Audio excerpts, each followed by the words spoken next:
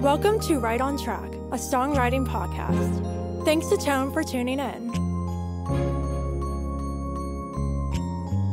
I'm Demi Michelle Schwartz, and I'm thrilled you're joining me on my songwriting journey. So kick back and relax, don't fall flat, and remember, stay right on track.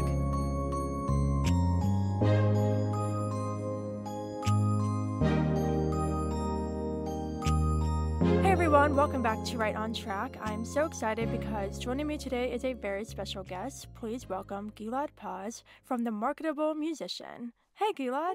Hi, Demi. Thank you so much for having me here. I'm super excited to be on this really cool podcast. Thanks for having me.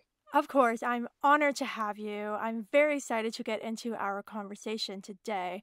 But before we dive in, can you share with the listeners a little about yourself?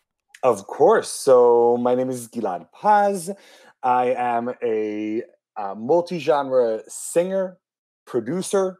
Also, I am a coach and a CEO of the Marketable Musician, where I help musicians create the most artistically fulfilling life of their dreams. Fabulous. So before we dive into the Marketable Musician, I'm curious to hear more about you as a performer and a producer. So how did you get inspired to become a musician yourself? So music has been part of my life from a very young age. I remember probably around 5 years old, maybe like one of my earliest memories was actually listening to records in my parents' home and actually, picking them up and putting them on there and flipping them and doing it all by myself just to listen to music. A lot of classical music, also some classic Israeli music. I was raised in Israel, born in the U.S. though, raised there, and then just going, into that. I've always loved performing. Attention seeker, as my parents have always said. But I always loved doing that, and got into a choir when I was in around, I think it was 7 years old, in elementary school. Israel is a very musical society, and singing is a big part of the history of Israel, and I think also just Jewish people in general. So there are a lot of choirs, singing mostly folk. Think about it more as like, arrangements of folk songs, less so of the religious kind of liturgy, especially not the things that we are used to in the States, which are mostly Christian liturgy.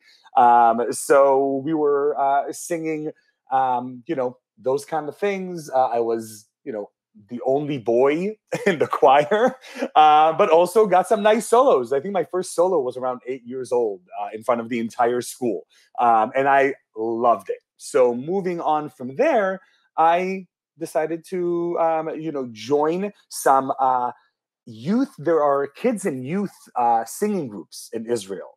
Think Menudo, but instead it's 25 kids singing arrangements of of Israeli pop songs. So that's the kind of performance opportunities that I got from around 10 years old. And, I learned how to hold a mic. I learned how to hold my part in a group of 25, how to move around on stage. And then I moved up to a youth group, but wasn't there for too long because my family actually relocated back to the US, to Long Island, just right out of New York City. That's where I started singing more classical. The school that I went to in Plainview, Long Island, had a really good choir.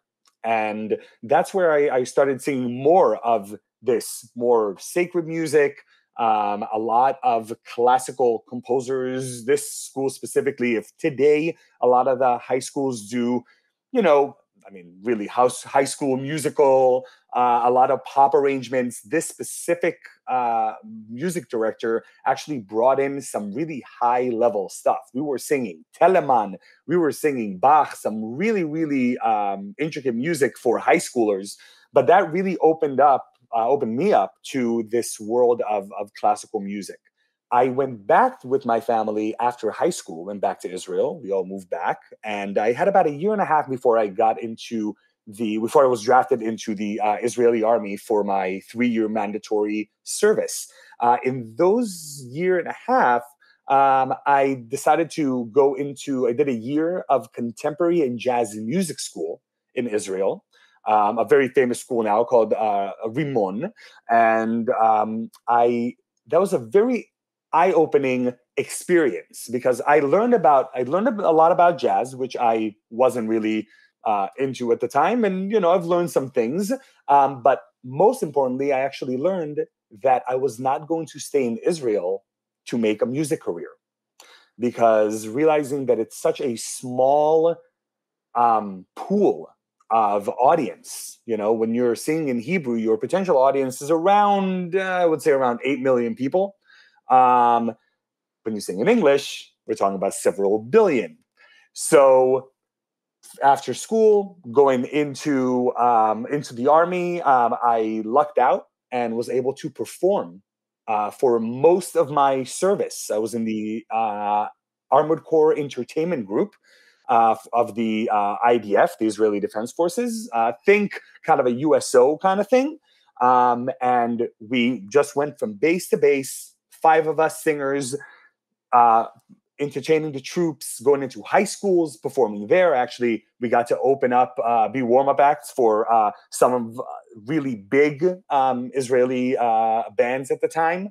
And about a year and a half into my army service, I started sending out applications for music school here in New York.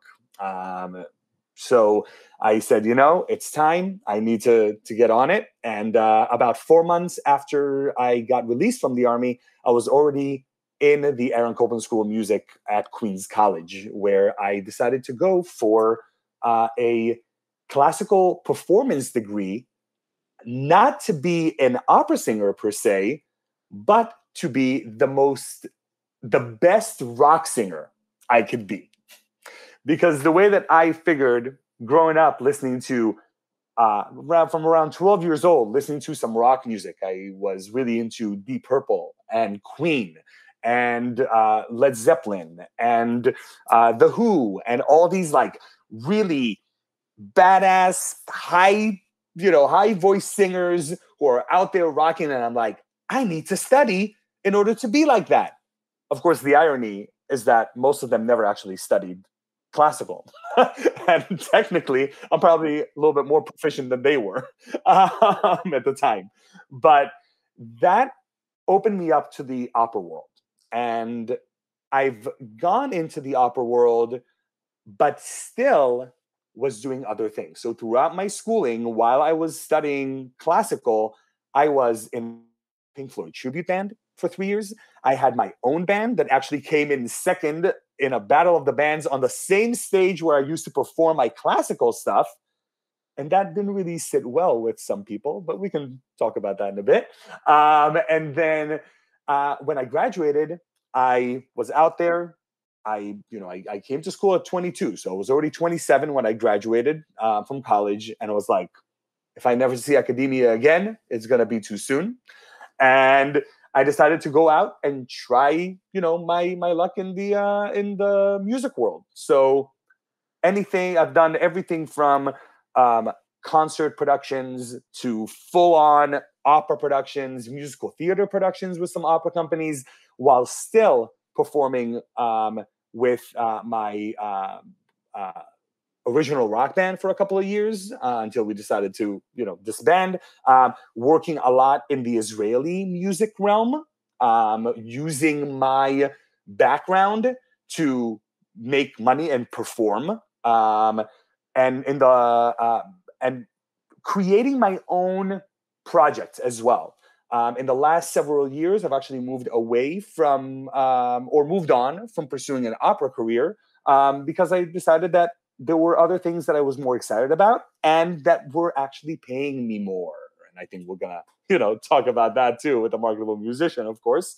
But I've been doing a lot more work with the Israeli music. I'm actually now doing a lot of work in the Jewish and Israeli music specialist realm for weddings, interestingly enough. And I've created a couple of crossover projects that combine classical music with rock and pop.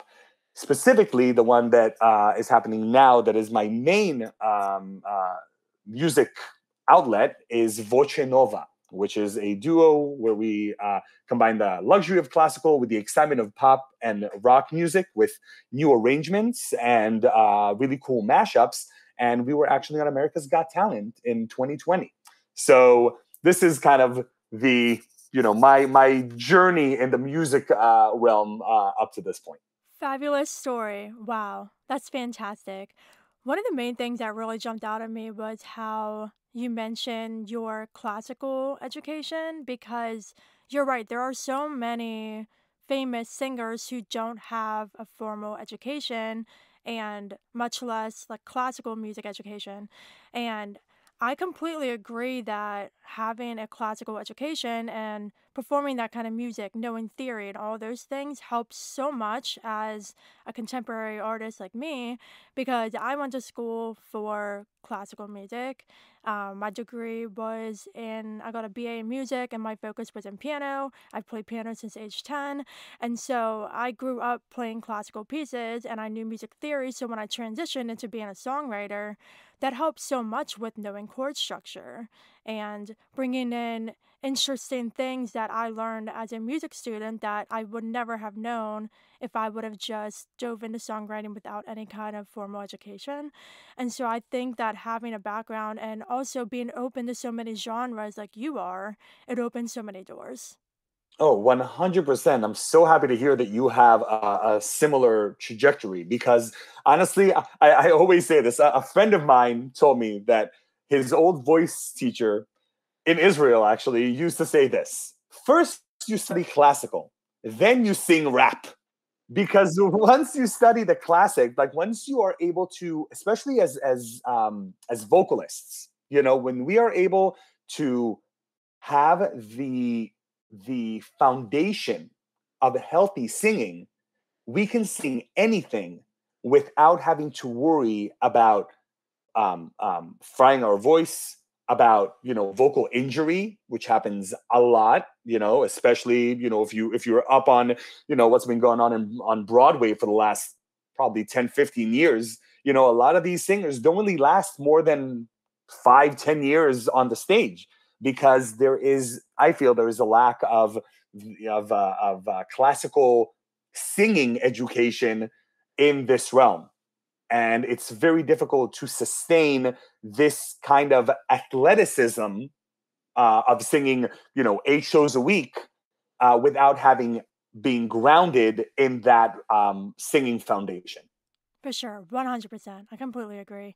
We have to protect our voices and singing classical music, which is very complex, is definitely a way to get that out of the way. And then you know how to use your voice, you know how to use your breathing, and you can tailor that to whatever genre you happen to be performing. So I completely agree. So let's shift gears and talk about the marketable musician. Something I love so much is your three pillars, which are fearless performance, financial empowerment, and artistic freedom. So, can you briefly talk about each of these three pillars? Of course, of course. And I'm so happy that that resonated with you. When I thought about the marketable musician, which I started in actually during the pandemic in 2020, I got certified as a coach.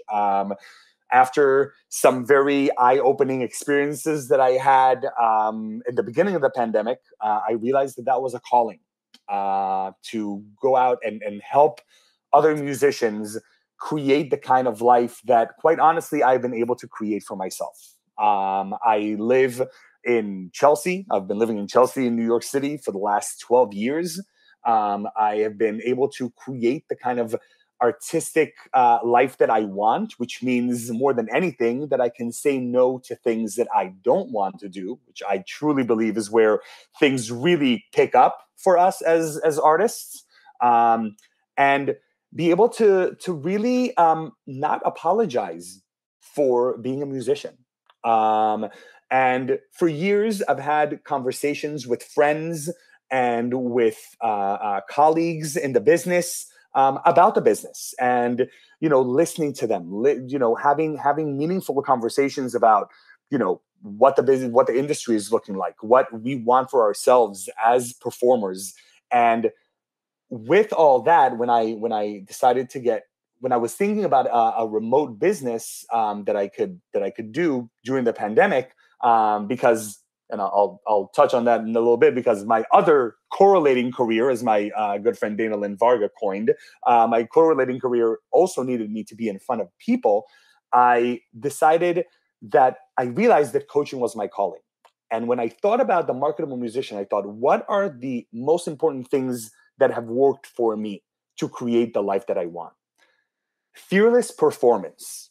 Fearless performance is not only talking about performing on a stage, it's showing up fearlessly in your day-to-day life. And I think that is the number one thing that we need to have as people, especially as musicians. And this comes down to understanding our worth, understanding what we bring to the table, understanding how we are each of us is unique. And I'm not just saying it in like the we're all each, we're all a special and unique snowflake kind of way, but more in the literally, not one person is the same as the other, because we all have different uh, backgrounds that we come from, different lived experiences, different musical backgrounds, different ways that we have come to see the world. And when we are able to fearlessly go out there and say, this is who we are, and if that doesn't work for you, that's okay. That is a wonderful base to start from. And that is why that is the first pillar of the marketable musician, the fearless performance. Financial empowerment is something that, honestly, as musicians, especially in the classical world, but I feel like in society in general, there's this idea of the bohemian starving artist that I have never subscribed to. That was never my idea of a good life. You know, um, Financial empowerment means to allow yourself to maybe find another stream of income, or to be able to ask for what you deserve and what you are worth when it comes to negotiating contracts for performing or anything like that. And having that financial empowerment creates the financial stability that leads to the last pillar, which is artistic freedom. Because I found that when I found my correlating career, which is real estate, I've actually been in the real estate world in New York City for over 11 years now, since 2011.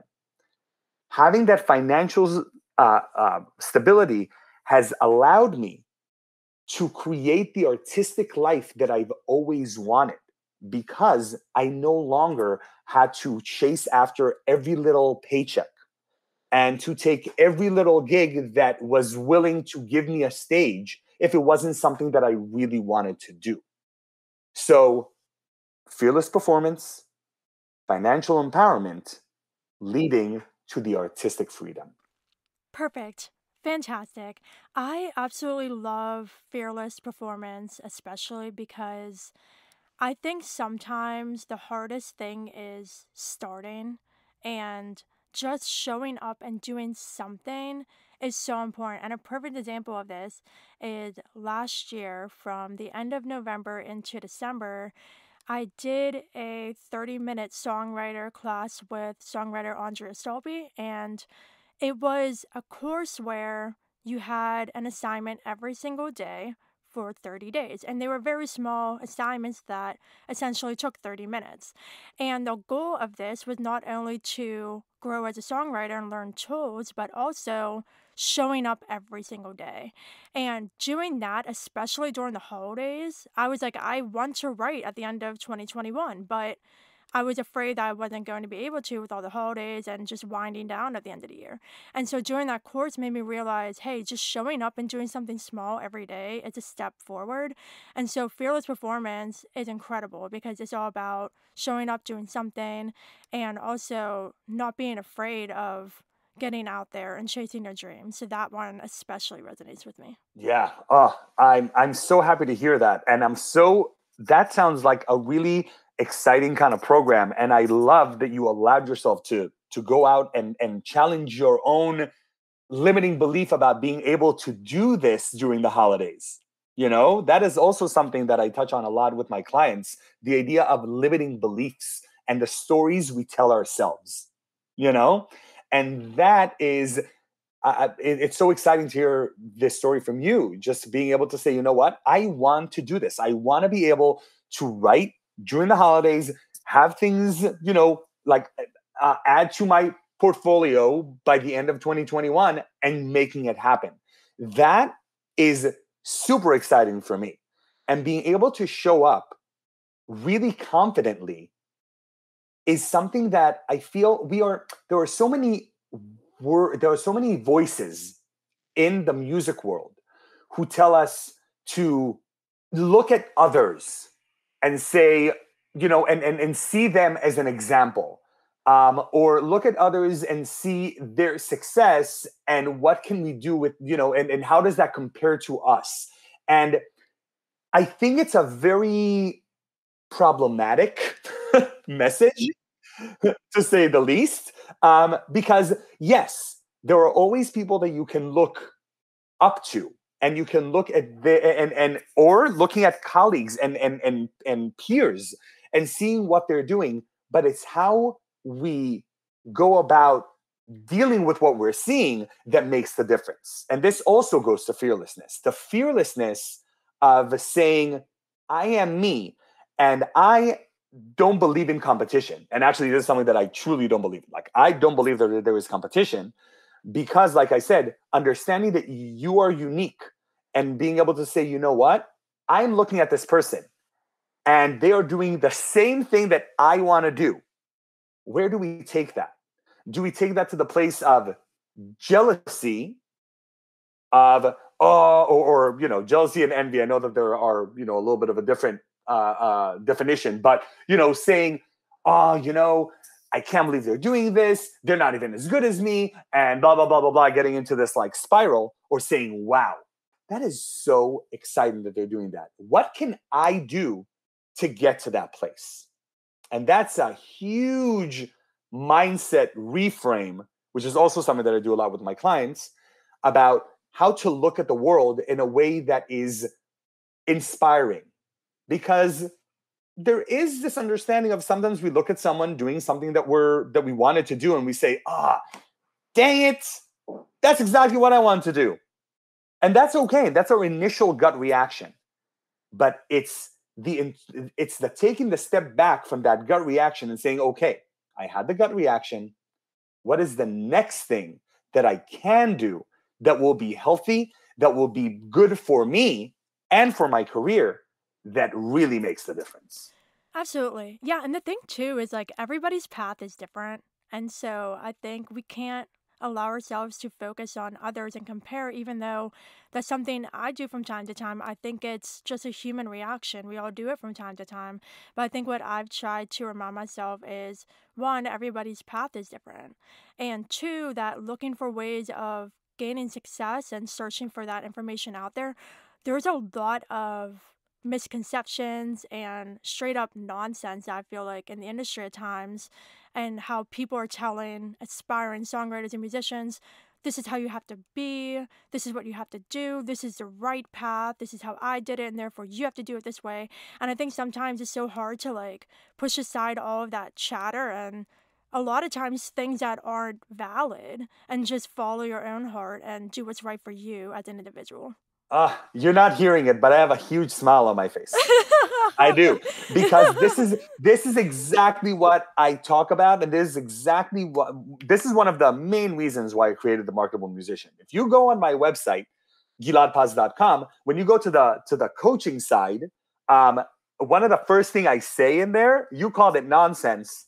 I call it BS. Okay, like I'm. I'm not gonna say it. I don't know, if this is a family friendly podcast, but I'm a BS exterminator. Okay, but that means I exterminate the BS in the industry, exactly like you said. I exterminate the BS that we tell ourselves, you know?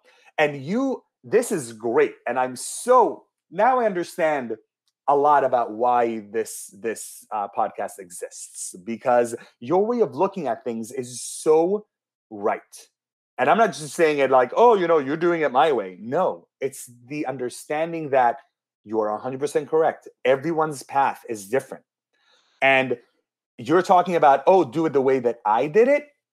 Try to be a classical musician and having people who have made a career 20 and 30 and 40 years ago, or honestly, even 15 years ago, telling you how to do things. And now the industry is completely different. It's not the same at all. Being a musician and an artist in the 21st century doesn't look like anything it has looked like in the past. And that is something that we all need to understand. And that is why I always make sure to talk about money all the time, because I feel like we don't talk about money nearly enough in the music industry. We don't compare notes. We don't talk about how much we get paid for gigs. We don't talk about how we have been able to negotiate a higher rate. And those are things that I talk about a lot on my platforms, Marketable Musician. We need to understand, we need to have more conversations about how we've gotten to where we've gotten, and be real about it, because there is so much. And you touched on how, what we're seeing is not always the entire truth, especially in the social media world. Nobody is there saying, oh, I took a full year to really work on my music and to reach out to everyone, and that's all I did, and I lived on scraps. But what they're not saying is that they have family that has a lot of money that has been supporting them and paying their rent the entire time. There are stories out there that are wonderful, but we all know that there is a small percentage of artists who are out there only making their art full time. And that is the idea of the marketable musician. Not only marketing yourself, but being able to understand that this entire world is about being able to have the financial means to create a musical life and an artistic life. Perfect. Wow, absolutely perfect. Thank you so much for all of that fantastic wisdom. I have one more question for you before we go, and that is for any artist or musician listening who may be struggling to chase their dreams, what advice would you give them? Acknowledge who you are and find a way to be confident with that knowledge. That is something that has been so important in my life, understanding that I don't have to follow a path that others have followed. I don't have to conform to what people are telling me I need to do or be. When in school, when someone walked up to me, the voice department head walked up to me and said, "Oh, I hear you're in a rock band. You can't do that anymore, right?" My reaction was, no. I mean, I didn't really say that to her, but I said to myself, before a week ago, when you were loving my singing, before you knew that I was in a rock band, that didn't, that didn't bother you then. So I kept doing my thing. With Voce Nova, my duo, we were able to get on America's Got Talent because we brought in what we truly believe in and who we are musically. This specifically was the famous Libiamo duet with a Moroccan beat. that we knew from home. We are both originally from Israel. So we were able to get to be seen in front of 10 million people in the US alone and many more around the world by being ourselves and going out there and fearlessly showing up and saying, this is who we are. And if you don't like it, it's the old adage, it's not me, it's you. And that's okay, because we're not going to be everybody's cup of tea. Wow, so inspiring. Thank you so much for joining me. This has been an honor. Before you go, can you share with everyone where they can connect with you online and check out all that the Marketable Musician has to offer? Of course. Thank you so much for having me, Demi. First of all, this has been a wonderful conversation. And I'm so happy that I get to be on this podcast because, like I said, it is really cool. And I think you're doing a wonderful service for the entire musician community. So thank you. To find me, you can go to giladpaz.com, and where you can find out about my performing as well and you can find out everything about the Marketable Musician, from courses that I offer online to working with me in a consultation capacity, or going full impact one-on-one coaching. Also, you can find me at Gilad_performer on Instagram, as well as Twitter. And I'm also on Facebook, and you can find the Marketable Musician group that I invite everyone to join at Facebook/groups/The Marketable Musician. Perfect. Thank you so much again for joining me. This has been fabulous. Such an inspiring conversation. Listeners, I hope you enjoyed this episode with Gilad Paz. And of course, until next time, Stay right on track.